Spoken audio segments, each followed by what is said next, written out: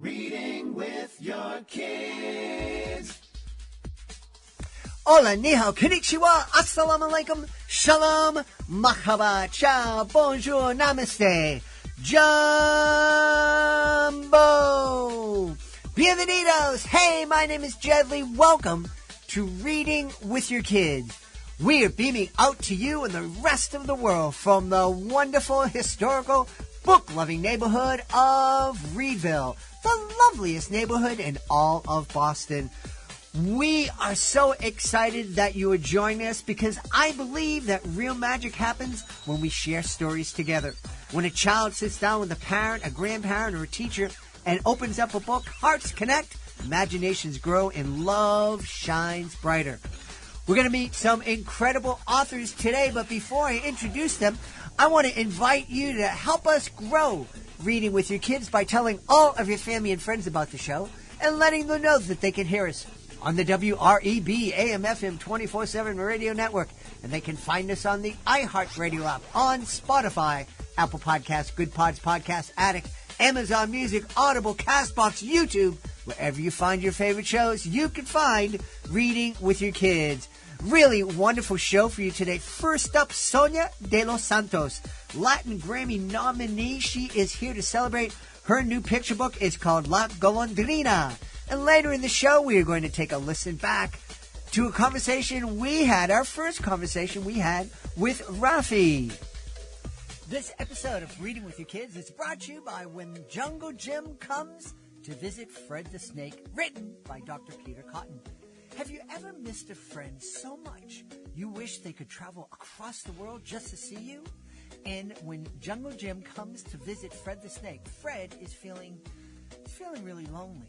He misses his good friend Jungle Jim and all the wild adventures they used to share. But true friendship doesn't fade with distance. It finds a way. So Jungle Jim does something amazing. He sets sail on an old shipping boat, braving the wild seas, all to visit his buddy Fred in South Carolina. And he doesn't come alone. He brings along a whole animal menagerie, and even a very special guest, a charming lady snake named Bernadette. This delightful story is filled with humor, heart, and the kind of joyful imagination kids absolutely love. But more than that, it's a beautiful reminder that friendship is worth the journey and that we're never truly alone when we care about one another. Written by Dr. Peter Cotton, who we loved having on Reading with Your Kids, this is another wonderful adventure in the beloved Fred the Snake series, a collection of stories that celebrate kindness, courage, and connection. So snuggle up, read together, and take a trip across the sea, because with Fred the Snake, every story is an adventure, and every adventure is filled with heart. Join us right now from the beautiful Garden State of New Jersey. Our guest is here today to celebrate her new picture book. It's called La Golondrina. Please welcome to the show Latin Grammy nominee, Sonia de los Santos. Sonia, how are you? Hi, I'm good. Thank you for having me. Delighted to have you on. Boy, we've had some amazing children's musicians and singers on the show. We just learned that Rafi is coming back to the show for the third time in about a month or so, and I'm so excited to have you here. The world of kids' books and music, it's a beautiful thing to share with our kids. That's right. I'm really excited to be setting my foot into this world. I'm new to this world, to the book world, really, but I've been singing and playing music for quite a while. But this is my first book, and it's a bilingual book, and I'm so excited to be jumping into the pool of book writers here.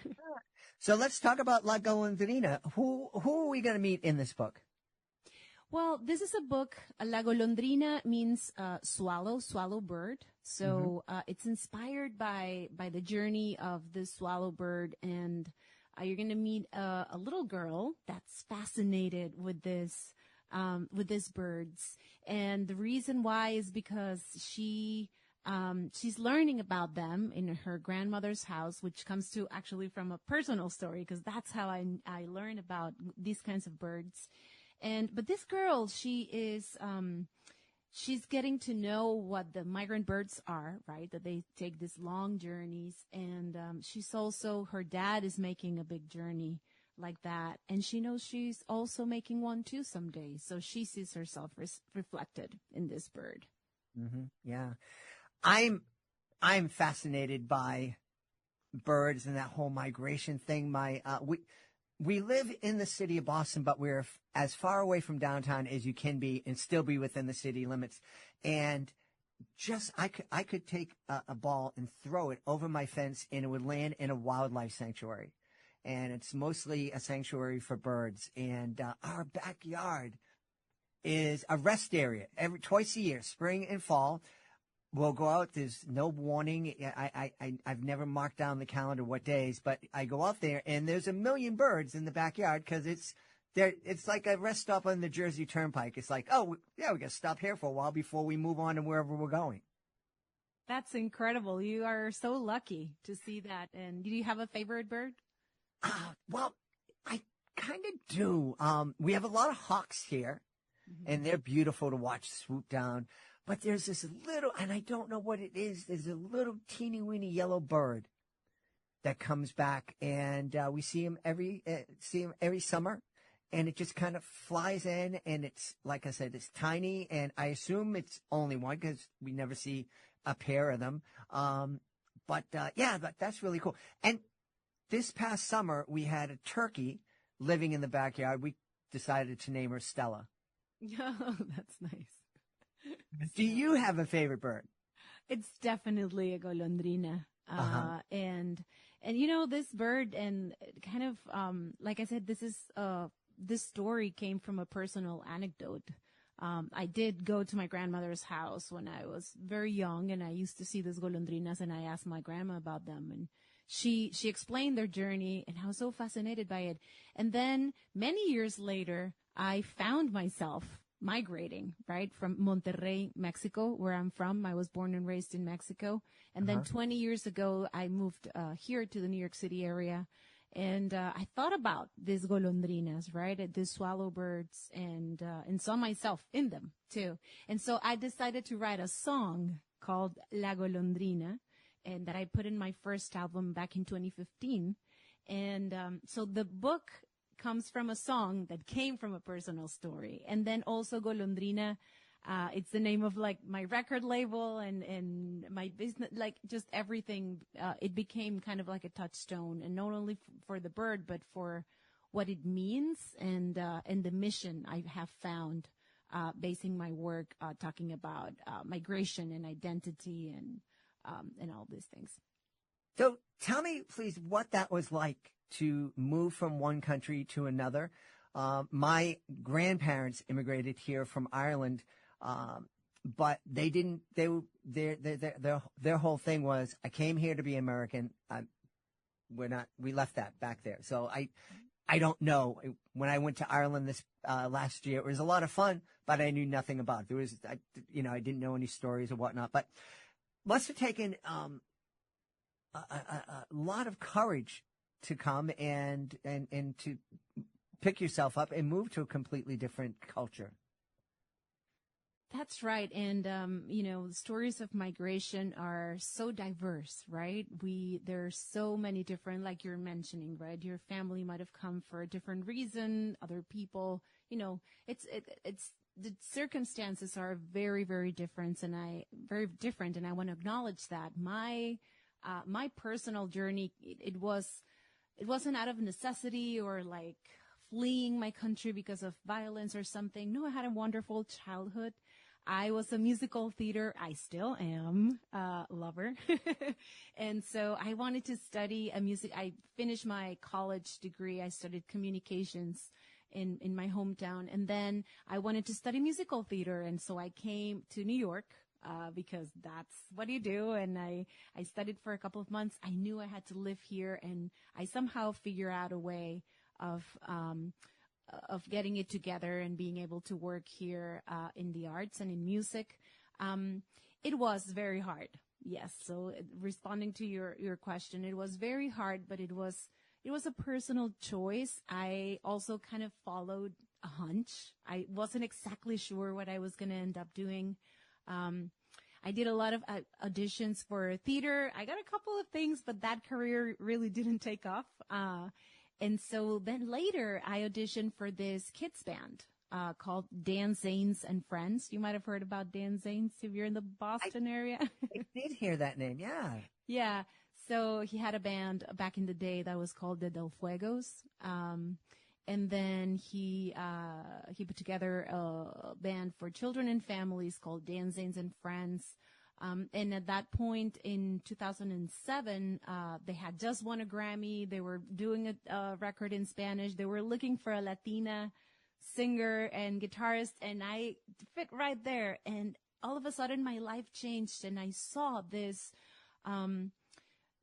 beautiful possibility of making music for children in Spanish, and the great need for more music in Spanish, and the stories of that were rooted in Latin American culture, and more, in my Mexican culture. Now I'm Mexican American, so it's like I have like my heart in two homes, here and in Mexico, and just trying to live with that and stay connected to my culture while I also adapt here. Yeah. Very, very cool. How cool is it to entertain kids and to make a living entertaining kids? It's so cool. It's beyond cool. I love my job. It's for other people, you tell them, oh, you have a 7 a.m. sound check, load in, and you go to a school or a theater. Sometimes, things aren't that glamorous or anything, but they're so rewarding, and they are, if you really love what you do, and if you really see the meaning and of planting seeds, right? Not just entertaining, which it's, you can entertain kids and families. It's not for everyone, but some people are really good at it. I don't know if I'm really good at it, but I do find it important, and I have made it kind of like my mission, right? To plant the seeds, to make sure I create spaces where not only children feel welcome, but like all kinds of people feel welcome. And so that families also can have a time together, and they create this bond and this memory. So it's building bridges with language, with culture, and across generations. And I'm so lucky I'm able to do that through songs, and now through my books, because it's a bilingual book that tells the story. Yeah. You mean to tell me, Sonia, that you don't find those multi-purpose rooms in elementary schools glamorous? I mean, come on. They have it. They have their charm, right? It is like, what's a multi-purpose room? It's a room that doesn't serve any purpose at all. It doesn't work as a gym. It doesn't work as a cafeteria. It doesn't work as an auditorium. It's just there. It's so funny.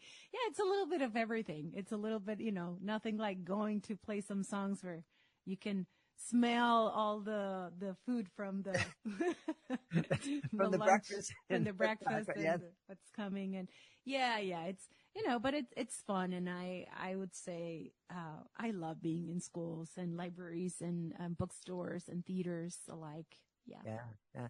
One of the things I loved about performing in schools is that I could see every kid. I've had opportunities to play in theaters and the like, and though the thing I love the least is being on stage and looking out at blackness. You hear voices, you hear claps, but you can't see anything, and it's like that to me is gross. I don't like that at all. I love being able to look and see every single kid and look in their eyes. It's so magical seeing it's my favorite too, seeing all the reactions, and also like how they respond to everything and how they interact with each other. Yeah. And it's a great learning experience also for someone who's on stage on this side sharing something. And for them to be able to see you seeing them also creates some kind of bridge. Yes. Yeah. So I agree with you. It's nice to keep sometimes keep the lights down, and it keeps like a show atmosphere. But yeah, the thing about being in schools is like we're all in the room together, and it's a very different experience, and it's very beautiful.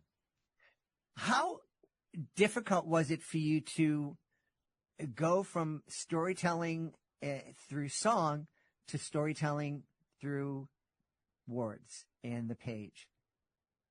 I can say that as much as music is my first love, singing has been always something that I wanted to do. Writing a book was also kind of in my list of dreams. So I'm pretty new to this, but I feel like I've been preparing myself for this.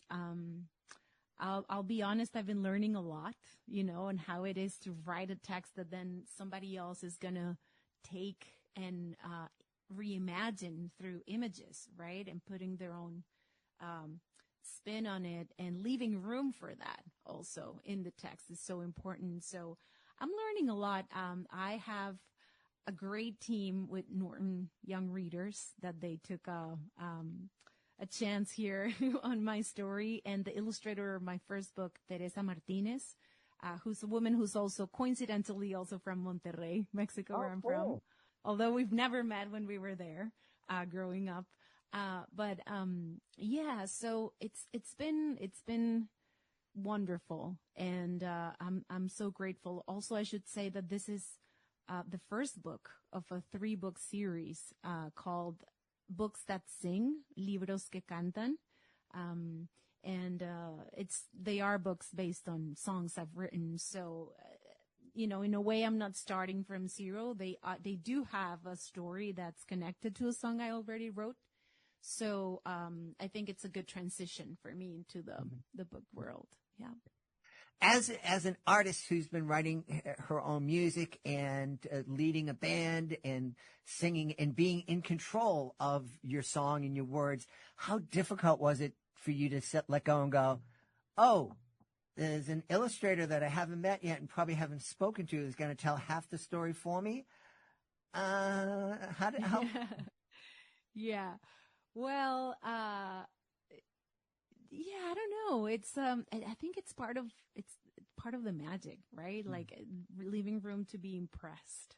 I think. I mean, I do know it's not like they take away the text from me and then I'll see it at the end when it's printed. No, I'm very much part of the process in choosing the illustrator that's working with us, and seeing that process through from the very early ideas and sketches to choosing a color palette to the very end. So I do feel a part of it, even though we leave a lot of room for the illustrator to work their magic and to really see the text with their own eyes, right? It's so important to have another way of seeing this. And I'm excited. I'm excited to keep being impressed by how these words can create whole other worlds in someone's eyes. Yeah. Tell me what we love the podcast all about reading with your kids and families spending time together. What kind of conversations do you think reading La Golondrina will spark amongst families? Well, I first of all, it's pretty clear that we're living in very divisive times, I would say, and talking about bilingualism or migration and identity and all of this. It's something that I've been talking about for years. Like this song I wrote in 2013, put it in my first album in 2015. So I've been talking about this for a long, long time. And I understand that the book is coming out now. And some of these conversations can have a different meaning these days, right? Because we're living through something here. So, but I do think in whatever way, whatever parents and their kids want to talk about this, that it's just like a nice open conversation about empathy, about being welcoming, about respecting the dreams of others, understanding, that sometimes people find themselves far away, for very different reasons, and that it's okay to learn about that and to try to understand.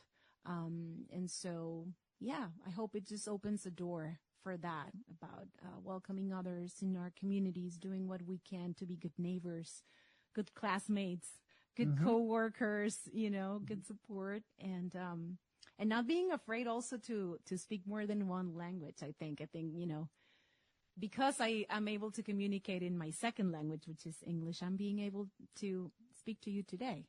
So it's wonderful. And I think hopefully this will inspire people to keep doing that. I just came from part of my book tour in Colorado, and I was so impressed to see that in a couple of schools, they asked me to speak only in Spanish. Wow.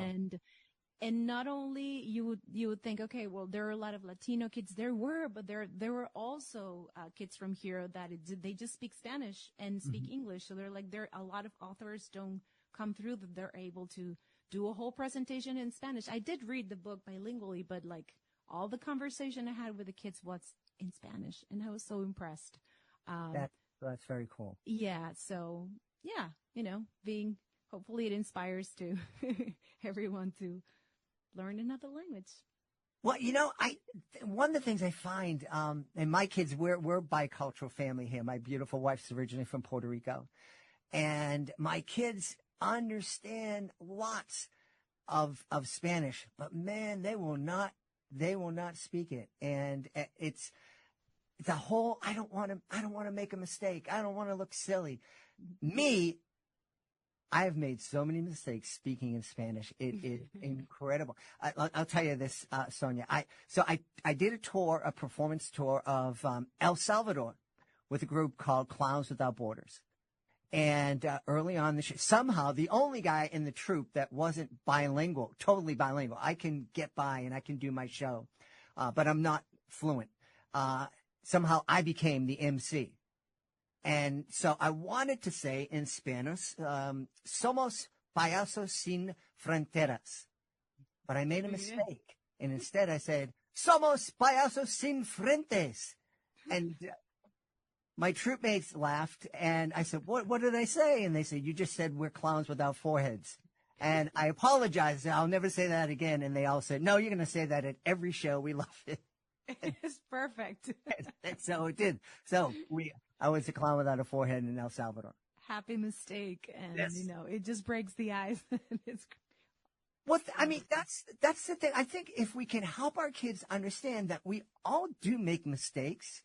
And I've made a mistake where I've said a word that was maybe offensive, 'cause there's a lot of words that are very close. But anytime that's happened, people have always given me a lot of grace and sat back and said, did you really mean to say that? And I explained to them what I wanted to say. And it was always, hey, no, you did it wrong. This is how you say it. And so, yeah, we should encourage our kids to make mistakes. For sure. That's right. And not only with language, right? With so many things I feel like we're all trying to figure it out as we go. And it's okay to have that openness about it. And yeah, it's good. We should encourage our kids to make mistakes, right? Yeah. And hopefully we'll have a good laugh and keep going. And that's how we learn. That's how we learn. Yeah. Absolutely. Hey, tell me, when you came here and started performing, were you fluent in English? And how was that when you first started performing in English? Was it kind of nerve-wracking for you? Well, I was very lucky to grow up in a family where they saw the importance of me learning English from a very young age. So I did speak in English. I grew up listening to a lot of music in English. So I was able to speak and sing in English. Okay. I would say maybe, my vocabulary has gotten a little bit better in the last 20 years that I've been in the U.S. But, and I'm able to understand different accents too. I wasn't able to understand all of the accents. I was like, what? But it's gotten better. And yeah, so I was still, for example, I remember there's some, kind of zipper songs where you throw in a rhyme, or you try to make a funny rhyme or add a word, and you do it on the spot. And sometimes we would do that on stage, and I would be terrified. I would need to practice that because it's not the same thing, being put on the spot in your second language on stage with hundreds of people looking at you, expecting you to say something that rhymes and funny or whatever. And so those things are still a little scary to me. Yeah. But no, I love singing in English, and I actually write some songs in English too. Most of what I sing is in Spanish, but also I have written a few songs that are just in English or bilingual songs. And that's just because they come to me like that, right? And I am Mexican American, and so I consider myself Mexican American now. I'm a U.S. citizen, actually, by choice. So yeah, I also love singing in English, and I like doing so and communicating that way too. Yeah. Tell me, what was what inspired you to write the book? Well, this, like I said, it came from this personal story. And once I had that song and I realized how important that story was in my life and how much it defined what I do and why I do it, I thought of being a book author. And the first song I have ever written to share with families was that song, La Golondrina. So I thought, I have to start here. My first book needs to be a story around that song, right? And what it represents. And so I'm glad I did. And like I said, I think it's timely. But this song and this story has been with me my whole life, right? It's just coming out now. But yeah, that's why I wrote it. And really, this is my way of, I've been doing it with my song, but I guess with the books, I am able to reach readers and audiences in a different way. And this is my way of saying, I see you, your journey matters, your story matters. And no matter where you are, you're not alone. And that's what I'm trying to say with this story. That's wonderful. I'm really hoping that kids, in addition to being seen, are inspired by your book to be able to see others as not an other, but a brother or sister. That's right. And that's my biggest hope, right? That it's a way just to begin conversations, like I said, about empathy and, and sometimes movement and what it means to welcome others in our communities. And, I put a lot of care and thought into the messages that go into my songs and now into my books. And I believe it's an important one. And it's, what's been really interesting, is to see how people who have similar journeys, right, who can see themselves in this journey, this story gets to them in a way, right? But not only the people who have similar stories can feel connected to this. I see people who maybe have a very different story and still see something in it for them because, dreams are universal, right? And if this bird had this dream or this girl had this dream going and joining her dad, I think in sharing our dreams, we make our dreams stronger. And so I find that very beautiful. Yeah, absolutely. Tell me, you mentioned that this is the first of 3 books, and that's congratulations on it. When can we expect the other books to be out in the world? The next books are going to be in next year. So in 2027, I believe it's in the spring of 2027, and then 2028 are the next books. Again, they are published by Norton Young Readers. That's a children's imprint of the legendary W.W. Norton. And I am so happy to be able to put out this these messages and these songs and these stories with them. I should mention that at the end of the book and the books, there is some music there, some lyrics, some chords, the lyrics of the original song the book is based on, some musical notation to follow along, some guitar and ukulele chords, and then there's a QR code that readers can follow to listen to the song and to sing along. Yeah. Wonderful, wonderful. Well, you have an open invitation to come back and celebrate those new books when they're out there. Thank you. Yes, I hope I'm able to. Well, before we go, why don't we tell everybody where they can go to find out more about La Golondrina and find out more about you and your music? Sure. You can go to my website, soniadelosantos.com/books. You can find more information about my books there. It also, it's connected to my general website where you can find my music, videos, all of good stuff. I am on a book tour now, but I'm also playing concerts with my band all across the United States. So if you like music and like books, make sure you follow me, and I hope I'll see you on the road very soon. We've had a great time speaking to the author of La Golondrina. Our guest has been Sonia de los Santos. Sonia, thanks so much for being with us. Thank you so much for having me. Are you looking for a creative way to bond with your kids? Let me tell you all about Drawing with Your Kids, the ultimate destination for artistic adventures. Join us as we dive into the wonderful world of children's books with renowned illustrators guiding you step by step. From beloved characters to whimsical scenes, unleash your imagination and create cherished memories together. Whether you're a seasoned artist or just picking up a pencil, there's something for everyone at Drawing with Your Kids. Please visit our website, readingwithyourkids.com, and click on the Drawing with Your Kids link at the top of the page and let the creativity flow. Drawing with Your Kids, where every stroke brings stories to life.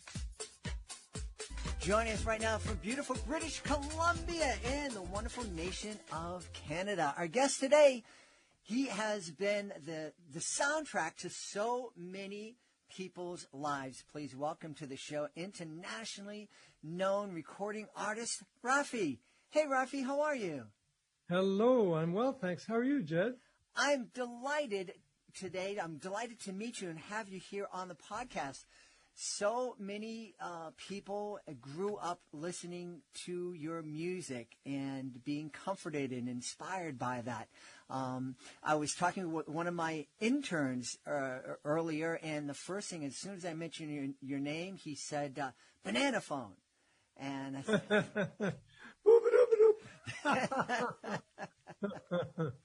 so what's it like knowing that you've had such an influence on so many children? Well, I've been fortunate to have a career that's now in its fifth decade. The longevity is a great honor, to know that the songs that make me welcome as a friend to families in millions of homes, that tradition still continues. And what a privilege to earn the warm trust and love of my young fans. It's just a beautiful experience, a musical career that I could not have dreamed of, but one that I cherish every single day still. Yeah. Well, you have a new project, and we're definitely going to be speaking about that. But I just, as you said, you never dreamed of having this career. Did you, in your younger years, dream of being the rock star and traveling all over the world doing rock? Well, maybe a folky star, not a rock star. I dreamed of being a James Taylor type, and somehow along the way, my performances for adults were okay, but they never really caught fire, as it were. And then I came to discover the value of making music for young children. Mm-hmm. And how much of an aid music is to the social and emotional learning and development in young children. So when I found out I was good at it, that's what people kept saying, I made this initial album called Singable Songs for the Very Young, and it became such an instantly popular album that it then, birthed other albums, more singable songs, The Corner Grocery Store, and then in 1980, Baby Beluga. And that album, I think, as much as any, just kind of paved the way for a growth of the followers that I had and fans. Banana Phone was in 1994, if you can believe that. Wow. And the concerts themselves, I think, propelled a lot of this because fans came to theaters, and packed the halls, and it was as though the songs that they knew that I had recorded were the toys that we played with when we were together in a music hall. Because you don't sing to children, you sing with them, you sing for them, and sing along, it became the way of my concerts, singing along together. What a wonderful image that your songs were the toys that you played with together with the kids in your audiences. Mm-hmm. Yeah. So neat. You have a new project that folks are really excited about. It's called Nursery Rhymes for Kinder Times. Can you tell us a little bit about this, please? Yes, I'm delighted to be releasing this album. It'll be released in May, but already the first single from it is out. It's called Three Kind Mice. And I had the pleasure of making this music with a fine singer who lives in the Boston area called Lindsay Monroe. Lindsay Monroe is a fine singer and songwriter with a golden voice. And this is the third album where she and I, are singing together. And I produced all these three albums in the last 3 years, actually. And so Nursery Rhymes for Kinder Times, the idea is quite simple. A lot of the old nursery rhymes that we know, including Three Blind Mice or Rockabye Baby, The Cradle Falls and such, they have lyrics that are, potentially quite disturbing or frightening for kids. A woman who's a music educator, longtime music educator, Pam Gittleman of Cambridge, actually, she came to me and she said, I would love to refresh these old nursery rhymes with new lyrics that I have done, she said, and she had wonderful lyrics. And it only called me to adapt a little bit here and there, the lyrics that she had already adapted. Mm-hmm. And where there were no melodies to speak of to some of these nursery rhymes, I provided melodies. And so we came up with Humpty Dumpty. When he fell, his friends came to his aid. We came up with Rockabye Baby, The Cradle. Well, a brother and a sister peeked in to add, to bring comfort to the baby in the cradle. London Rain is falling down, not the bridge. Mm-hmm. So, these are, hopefully new and improved nursery rhymes that a generation of children may make their own. And I'm very happy about that. And wait till you hear Lindsay Monroe sing on this album. It's just her voice and mine, I've been told, go very well together. Awesome. So happy about that. That's so wonderful.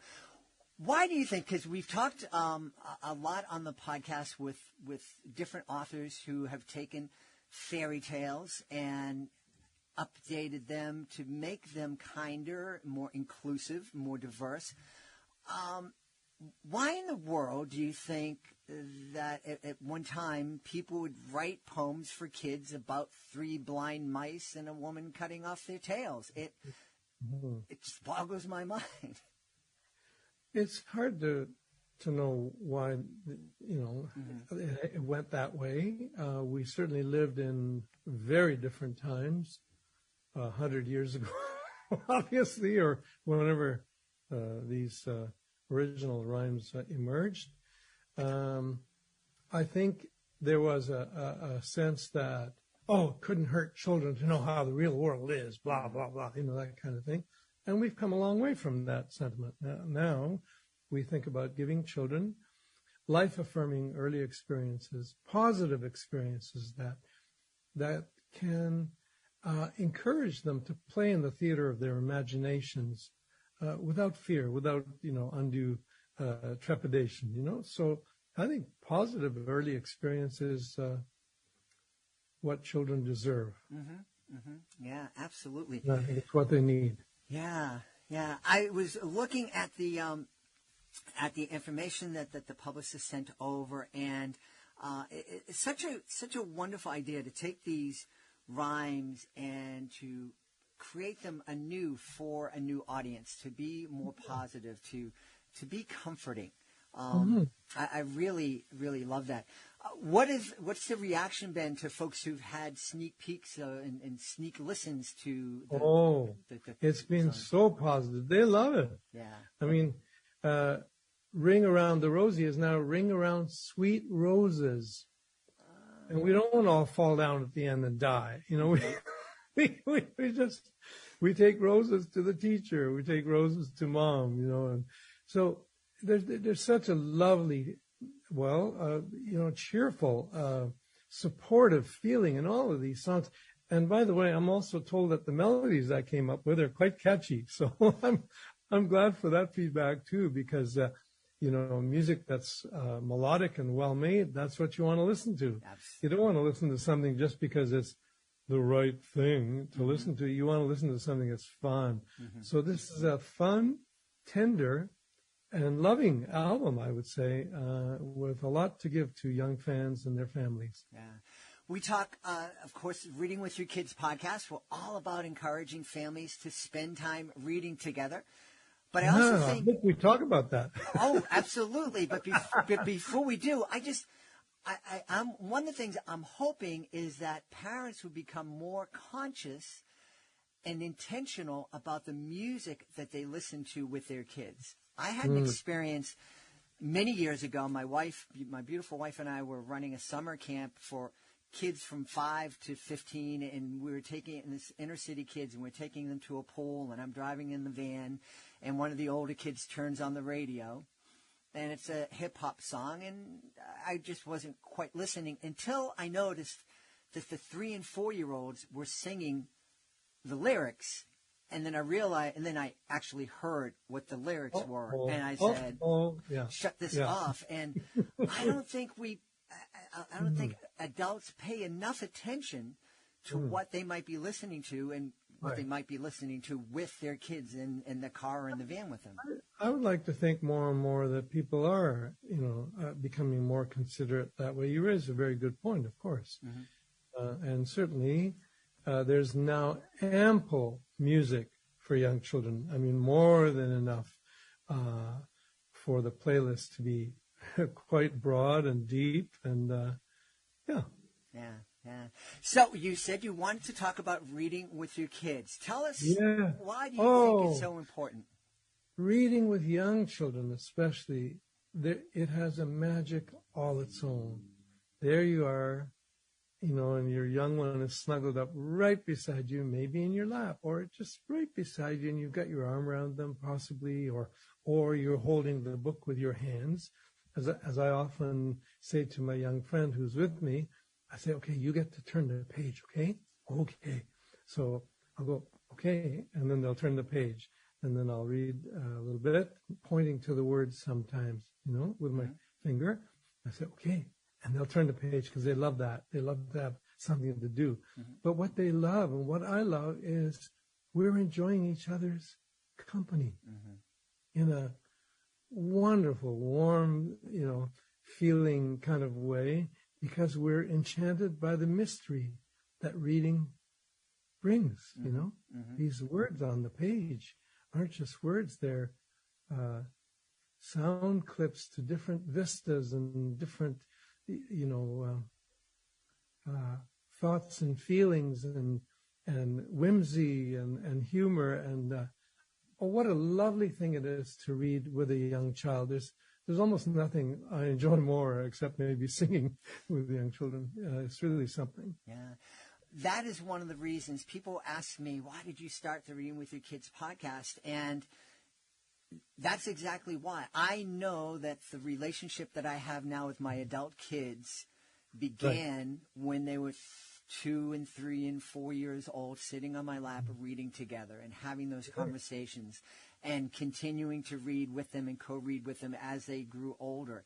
And, and now when they're 26 and 29, we can still continue to sit down and have those conversations about books or movies or television or just life.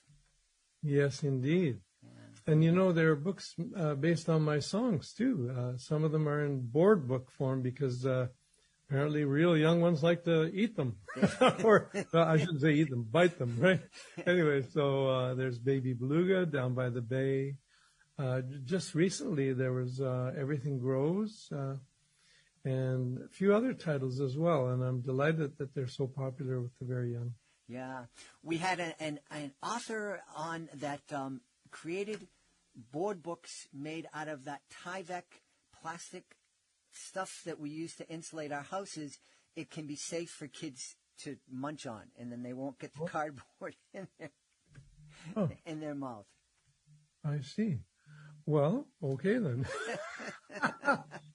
So long as the plastic, if it is plastic, you'd hope that wouldn't be problematic, right? Yeah, evidently it's not. They did all sorts of testing with it. Let me say, all the board books that I produce of my songs are made with chlorine-free paper and chlorine-free board. This is very important. So that's good for parents to know. Absolutely. It's wonderful that you've put so much thought into the music you're creating, into the books that you're creating. So many people take shortcuts because it's easier, it's cheaper, we can make more money. No. What's driving you to take that care? What drives me to care as much as I do is simple. It's a word called respect. I respect my young audience. I respect children for the whole people that they are. They deserve our best consideration, not our second or third best.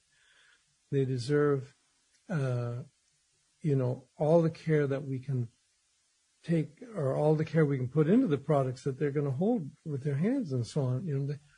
In every aspect of our relationship with children, we have opportunities to show that we respect them, and it's my delight and it gives me joy to do so in as many ways as I can. Yeah. What they deserve.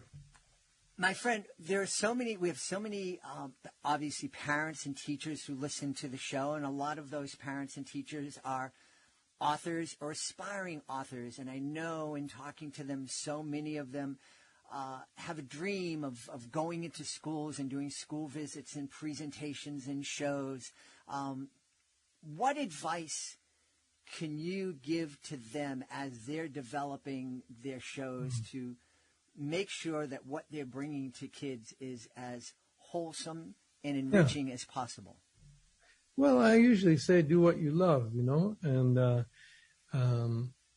with children, when you approach your audience with respect, your repertoire is going to be respectful of their early years. Your vocabulary is going to be such that they understand the words. They can reach up a little bit, but you want to be,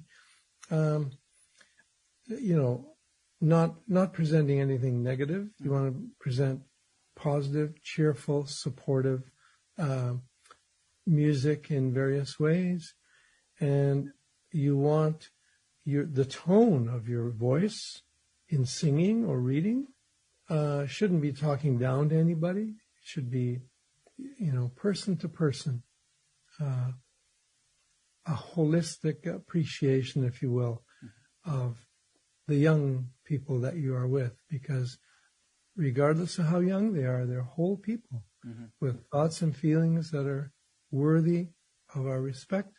They have a dignity all their own. And if you approach them with that spirit, you can't go wrong.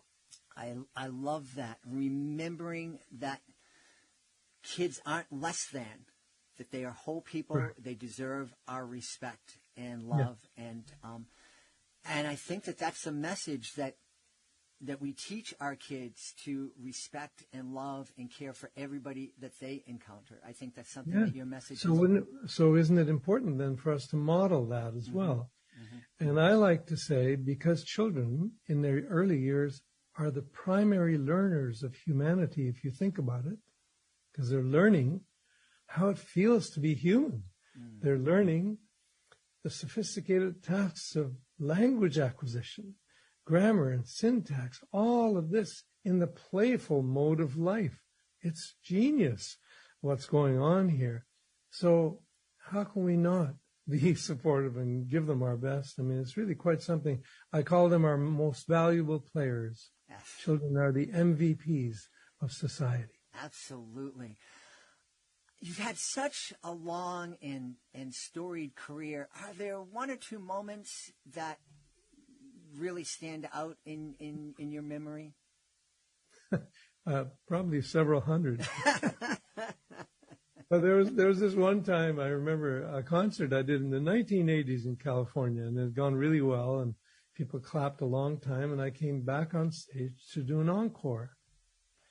And just as the audience applause died down, a young voice from the front yelled out, "Why is he coming back?" Well, everybody laughed, but I didn't laugh. I knew that it was an important question. So I said, "Oh, good question." Sometimes when the concert goes really well and people want to hear more, they keep clapping. And that is a signal to me that I should come back. And that's why I came back, to sing another song. I took that moment to explain. Yeah, what a beautiful thing to respect. Just what we were talking about, just to respect that this child had an honest question. That's right. It was funny, and at the moment you easily could have just ignored it and kind of moved on. And before my last song, I had likely said, and to close the show, here's here's my last song type of thing, and here I am coming back. I thought it was a very reasonable question. Yeah, and what a beautiful thing to have given that child the answer in that way. Thank you. Yeah. I know one of the things that I became aware of is that you have a foundation for child honoring, the Raffi Foundation for Child Honoring. Can you tell us just a little bit about that before we go? Child honoring is a philosophy I've developed. It came to me in a vision in 1997 and woke me from a sound sleep. Those two words, child honoring, floating in the air. I knew that it would be the work of the rest of my life.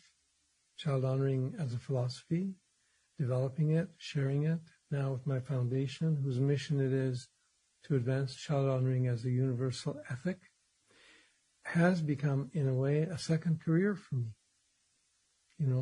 I co-edited and published an anthology of essays from 22 leading thinkers, all echoing their respect for the child honoring vision. The anthology is called Child Honoring, How to Turn This World Around. And the foreword is by the Dalai Lama. So I invite people to go to RaffiFoundation.org, have a look at what this child honoring philosophy is all about. There's a covenant for honoring children and 9 principles that arise from it. And there's an online course in child honoring that parents and educators can take. And those who've already taken it have given us a lot of good praise, have endorsed it. One parent said there was more child development wisdom in this course in one place than she'd seen anywhere else. So RaffiFoundation.org, there's a lot there waiting for you. Wonderful. And before we go and before I ask you where folks can find out more about the new music project, we have so many of your fans who are now parents who listen to the show, and they're worried. They're worried about the pandemic. It seems to be coming to an end, but maybe it might come back, and what's going on in Europe right now. Do you have any words that might comfort them? Oh, that's an interesting question. I'm still wearing my mask when I go out to stores, just as a precaution. I think precaution is good. We don't have to, worry about the stuff too much. If you feel like wearing your mask, do it. If you don't want, depending on where you live and what the guidelines, the public health guidelines are too, respect those guidelines, respect the science, respect vaccines. And I don't know, we're all muddling our way through, aren't we? Yeah. And those of us who are here, we're grateful to be in reasonably good health, and let's take good care and be as safe as we can. Yes. And where can people go to find out more about nursery rhymes for kinder times? Well, I think it's already, that album is in your favorite streaming site, so you can ask for it by name, put it on your playlist, but the entire album won't be out till May, so right now you can concentrate on the song Three Kind Mice. Awesome. That's the way to get into the album, because that's already out as a single and as a video. It's a cute little video. Well, we've had a wonderful time speaking to the legendary performer, Rafi. My friend, thank you so much for spending this time with us. The legendary Jed, it was a pleasure to speak with you. We hope you've enjoyed this episode of Reading with Your Kids and will join us for the next exciting episode of the show. If this episode made you smile or gave you something to think about, please consider sharing a link to the show with someone you love. Leave a 5-star review and, of course, subscribe to the show wherever you find your favorite shows. We'd love for you to connect with us on social media, facebook.com/readingwithyourkids, at Reading With Your Kids on Instagram, at Jedley Magic on X, our YouTube channel, youtube.com/readingwithyourkids, and our website, readingwithyourkids.com. Want to thank the folks who made today's show so wonderful, starting with our guest, Sonia de los Santos. Please be sure to check out La Golondrina. Also want to thank Rafi, and we're real excited. Rafi is going to be back here in the studio. Well, he won't be back in the studio, but we'll be chatting with Rafi in April, and we can't wait to share that with you as soon as we can. I want to thank my team, Chris Doherty, Jackson Sotelara. I want to thank my beautiful wife for all the support she gives me. Most of all, we all want to thank you. Thank you so much for taking the time to join us today, and as always, thank you so very much for taking the time to make the world a better place. And you do that every single time you read with your kids. I'll be looking for you in the next episode of Reading with Your Kids.